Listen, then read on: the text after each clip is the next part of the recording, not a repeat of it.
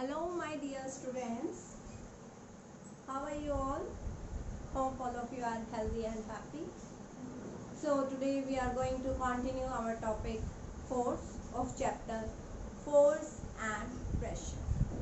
In the previous video I explained to you the definition of force and the various effect of forces कि अगर हम कहीं पर भी force apply करते हैं तो उस force का क्या क्या effect हो सकता है. Okay? So उसी टॉपिक में आज हम कंटिन्यू करेंगे मैग्नीट्यूड ऑफ फोर्स कि आपने जो फोर्स अप्लाई कर दी उस फोर्स का मैग्नीट्यूड क्या होगा. ओके, फोर्स का मैग्नीट्यूड होगा strength of force. Magnitude of force means strength of force कि आपने जो फोर्स अप्लाई की है वो कितनी फोर्स अप्लाई की है. Force is a vector quantity. आप जब हायर क्लासेस में जाओगे तो आप पढ़ोगे कि what are the scalar quantities, what are the vector quantities, कौन सी क्वांटिटीज स्केलर होती हैं, वेक्टर होती हैं, उनमें क्या क्या डिफरेंसेस होते हैं. ठीक है, बट इतना आपको पता होना चाहिए कि कोई भी चीज़ जिसको हम सिर्फ और सिर्फ उसके मैग्नीट्यूड से बताते हैं और उसके डायरेक्शन के बारे में बात नहीं करते, वो होती हैं स्केलर क्वांटिटीज. बट यहाँ पर हम बात कर रहे हैं फोर्स की. Force is a vector quantity. Vector का मतलब होता है वो क्वांटिटी जिनमें मैग्नीट्यूड के साथ साथ डायरेक्शन भी डिफाइंड होती है. ओके, अगर हम फोर्स अप्लाई कर रहे हैं तो हम ये भी देखते हैं कि फोर्स तो हम अप्लाई कर रहे हैं बट कौन सी डायरेक्शन में अप्लाई कर रहे हैं. ओके, तो मैग्नीट्यूड का मतलब हो गया कि जो स्ट्रेंथ ऑफ फोर्स, कि फोर्स की स्ट्रेंथ कितनी है, हमने कितने स्टैमिना के साथ फोर्स को अप्लाई किया. ओके, फोर्स की वैल्यू क्या है. अब आपके पास है कि अगर मैं बात करती हूँ स्ट्रेंथ ऑफ फोर्स की, तो स्ट्रेंथ ऑफ फोर्स में कैसे फाइंड आउट कर सकती हूँ. देखो, अगर ये ब्लॉक है, कोई भी ब्लॉक है ये इधर पर और ये इस तरह से पड़ा हुआ है and I want to move this block from here to here. मुझे यहाँ से इस ब्लॉक को मूव कराना है आगे की तरफ. Then I have to apply the force from this end. मुझे यहाँ से फोर्स अप्लाई करनी है. ओके, मैंने यहाँ पे फोर्स अप्लाई की x. अब मेरे से ये ब्लॉक मूव नहीं हो पा रहा है. कोई मेरा फ्रेंड है, वो मेरी हेल्प करना चाहते हैं और उन्होंने भी मेरे साथ ब्लॉक को मूव करना शुरू कर दिया. मैंने फोर्स अप्लाई की थी x और मेरे फ्रेंड ने फोर्स अप्लाई कर दी y.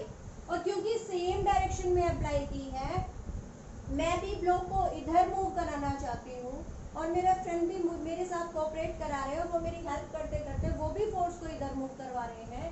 तो ये फोर्स की डायरेक्शन ये हो गई और इधर से इस फोर्स की भी डायरेक्शन यही हो गई. तो टोटल इम्पैक्ट ये आया कि ये ब्लॉक मूव होना शुरू हो जाएगा, या नहीं भी होगा तो भी टोटल फोर्स जो हो गई वो ऐड हो गई क्योंकि दोनों सेम डायरेक्शन में. ओके, सो टोटल फोर्स जो मैग्नीट्यूड ऑफ फोर्स हो गया वो हो गया x प्लस y. ओके, अब बात आती है कि ऐसा भी पॉसिबल है कि सेम ही ब्लॉक है, इसे ही हम मूव कराना चाहते हैं, बट मैं तो इसे मूव कराना चाहती हूँ और कोई और दूसरा इसे मूव होने नहीं देना चाहता, या वो ये चाहते हैं कि ये जो ब्लॉक है वो इस डायरेक्शन में मूव हो जाए. तो मैंने तो फोर्स अप्लाई की इस डायरेक्शन में और किसी और ने फोर्स अप्लाई कर दी इस डायरेक्शन में. अब उसका इम्पैक्ट क्या होगा. अब मैग्नीट्यूड ऑफ फोर्स जो होगा वो क्या होगा, टोटल फोर्स क्या हो जाएगी, वो डिपेंड करेगा कि फोर्स किसने ज्यादा अप्लाई की है. अगर मैंने इस डायरेक्शन में फोर्स ज्यादा अप्लाई कर दी और दूसरे डायरेक्शन में मेरे कंपैरेटिव फोर्स कम है, तो टोटल फोर्स ये हो जाएगी x माइनस वाई और ये ब्लॉक इधर डिस्प्लेस हो जाएगा. बट अगर इस डायरेक्शन वाली फोर्स ज्यादा है, y ने ज्यादा अप्लाई कर दी x के कंपैरेटिव, तो फोर्स हो जाएगी y माइनस एक्स. बट क्योंकि यहाँ पर मैं सिर्फ मैग्नीट्यूड की बात कर रही हूँ, मैं डायरेक्शन की बात ही नहीं कर रही, तो इसीलिए x माइनस वाई हो या y माइनस एक्स हो एक ही चीज है. हम यहाँ पर साइन कंसीडर ही नहीं करेंगे कि वैल्यू नेगेटिव आई या पॉजिटिव आई, क्योंकि यहाँ पर हम डायरेक्शन नहीं ले रहे, हम ले रहे हैं सिर्फ और सिर्फ magnitude. Okay students, so magnitude of force का मतलब हो गया स्ट्रेंथ ऑफ फोर्स. और अगर दोनों फोर्स या तीन फोर्स या चार पर्सन लगा रहे हैं, ठीक है, तो वो एक ही डायरेक्शन में अगर है तो हम उन्हें ऐड कर देंगे और अगर अपोजिट में है तो हम उन्हें क्या कर देंगे, सबट्रैक्ट कर देंगे. ओके, जैसे टग ऑफ वॉर जो आपका गेम भी होता है, जो आपके स्पोर्ट्स डे पे भी होता है, कि टग ऑफ वॉर में क्या होते हैं, वो रोप को पुल करते हैं अपनी तरफ, ठीक है, एक टीम एक साइड होती है, दूसरी टीम एक साइड होती है, जो ज्यादा फोर्स लगा देती है वो अपनी तरफ खींच ले जाते हैं। Okay, now next is very important, unit of force. Force की यूनिट क्या है? यूनिट वो चीज होती है जिसमें हम उस चीज को मेजर करते हैं। जैसे मास, मास को हम मेजर करते हैं केजी में, kilogram is the SI unit of mass. Time को हम आवर में, मिनट में, सेकंड में मेजर करते हैं, बट जो एसआई यूनिट है, जो कि standard international accepted system of units है, उसमें मास की यूनिट किलोग्राम है। वैसे हम मास को ग्राम में भी ले लेते हैं, ठीक है। टाइम की यूनिट किलोग्राम, टाइम की यूनिट आवर, मिनट और सेकंड होती है, बट एसआई सिस्टम में जो टाइम की यूनिट है वो सेकंड है। सिमिलरली जो फोर्स की यूनिट है, एसआई स्टैंडर्ड इंटरनेशनल एक्सेप्टेड जो सिस्टम ऑफ यूनिट्स है, उसमें फोर्स की यूनिट है न्यूटन, जिसे हम कैपिटल एन से डिनोट करते हैं स्टूडेंट्स। फोर्स की यूनिट है न्यूटन और इसे हम डिनोट करते हैं कैपिटल एन से।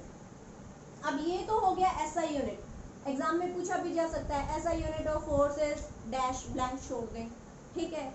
या फिर मैं बोल दूं कि SI unit of force newton, newton metre, newton per metre, metre per second square. तो आपको पता होना चाहिए कि जो यूनिट ऑफ फोर्स है वो होती है न्यूटन और इसे हम डिनोट करते हैं एन से।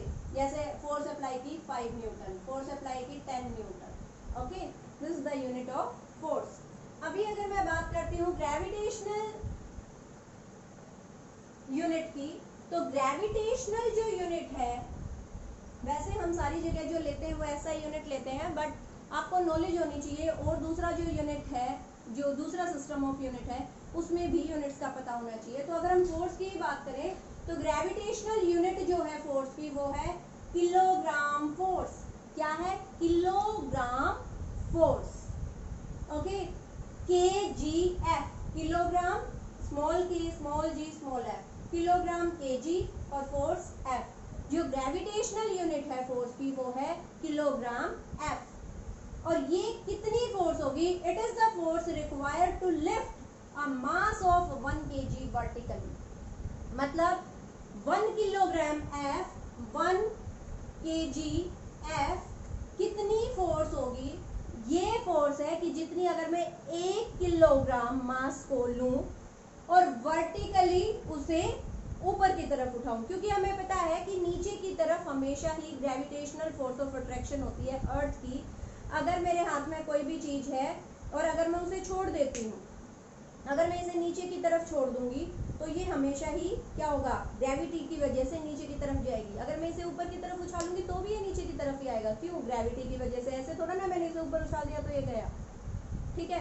कोई भी चीज जिसको भी हम ऐसे छोड़ देते हैं या मैं इसे ऊपर की तरफ उछाल के भी छोड़ देती हूँ तो भी ये नीचे आता है ग्रेविटी की वजह से। ओके, तो ग्रेविटेशनल यूनिट ही है। ग्रेविटेशनल यूनिट क्या कहती है? जो 1 किलोग्राम फोर्स है वो क्या है? इट इज द फोर्स, वो फोर्स जो हमें चाहिए कि अगर मैं 1 किलोग्राम मास को वर्टिकली होता है इस तरह से, वाई एक्सिस के अलोंग, हॉरिजॉन्टल होता है ये, एक्स एक्सिस के अलोंग हॉरिजॉन्टल होता है ये, वर्टिकल होता है ये। तो ये ग्राउंड है, तो हम वर्टिकली अगर 1 किलोग्राम मास को ऊपर की तरफ उठा रहे हैं तो जितनी फोर्स चाहिए वो होती है KGF। और अब बात आती है कि KGF में और न्यूटन में क्या रिलेशन है, तो ये भी बहुत इंपॉर्टेंट है कि 1 kgf is equal to 10 newton. 1 kgf, 1 kilogram force किसके इक्वल है? 10 न्यूटन के इक्वल। ओके स्टूडेंट्स, अब जो हमारा अपरेटस कौन सा यूज होता है अगर हमें किसी भी ऑब्जेक्ट का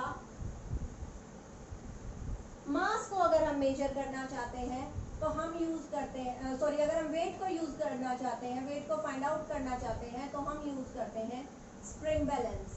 spring balance is the instrument use to calculate the weight of an object. ठीक है, हम क्या करते हैं, आपकी बुक में भी गिवन होगा, उसमें क्या होता है, एक इस तरह का बॉक्स है, बॉक्स के अंदर एक इस तरह से स्प्रिंग लगा हुआ होता है और यहाँ पर हैंगर होता है। जिस भी चीज का हमें मास फाइंड आउट करना है हम उसे यहाँ पर हैंग कर देते हैं, ठीक है। और यहाँ हैंगर से फिर ये नीचे जितना भी ज़्यादा स्प्रिंग आएगा यहाँ से हम क्या कर लेते हैं, रीडिंग को मेजर कर लेते हैं. So spring balance is the instrument use to find out the weight of an object. हम किसी भी ऑब्जेक्ट का वेट फाइंड आउट कर सकते हैं. So this is all about this topic. Next topic में हम डिस्कस करेंगे टाइप ऑफ फोर्सेस, कि फोर्स को हम कैटेगराइज किस तरह से कर सकते हैं. अगर इस टॉपिक में किसी भी स्टूडेंट को कोई भी क्वेरी हो then you can reach me personally, you can message me. Okay, till then stay safe, stay at home.